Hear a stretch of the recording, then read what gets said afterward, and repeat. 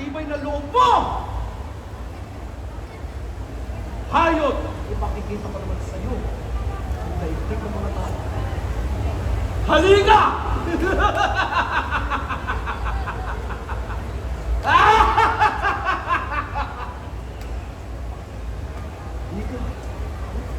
Ganyan nga!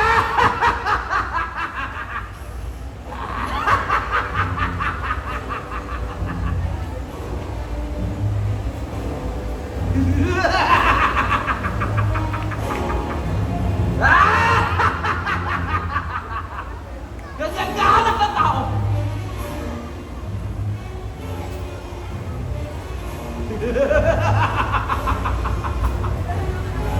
At ngayon, nakikita mo ba, Jesus?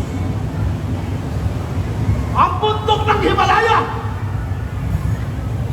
na ang dakong tinutunghan ay ang Asya. Lalo pang nagtutuyo at minsan na may masakit.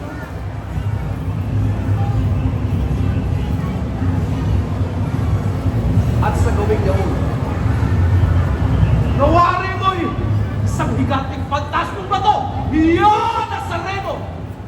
Yan ay si Sem, ang anak ni sinumpali ng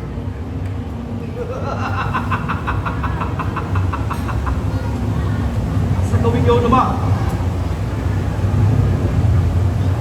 doon ay ang linesan at ang lawang gumagapag sa kanya ay ang horda. Iyan ang tinaguri ang ilog na kamatayan sapagkat sa kanyang puso ay umaagos sa sumpa sa Gomora, Sodoma at Adama. At ang kapatagan naman yun ng lupa na sa bulon ay siya na siya mong sinilangan.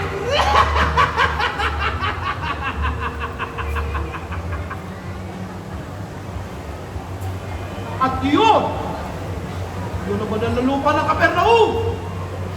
Yun ay ang Jerusalem, ang kasumpa-sumpang syudad na siyang lulura sa iyong kabanalan.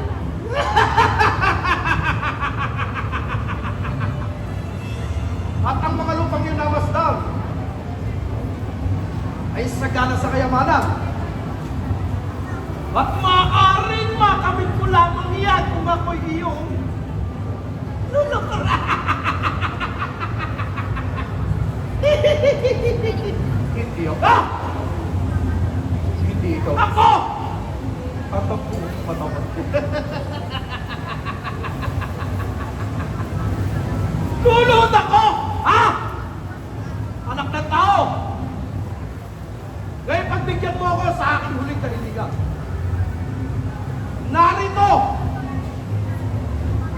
Narito ang taluktok ng templo kamamatayan. Kung tunay na ikaw ang anak ng Diyos, ika'y magpatihulog sapagkat nasusulat na magpipilit siya sa kanyang mga anghel ng tungkol sa iyo at aalalayan kanila na kanilang mga kamay pagkabatis ang paa mo sa mga bato.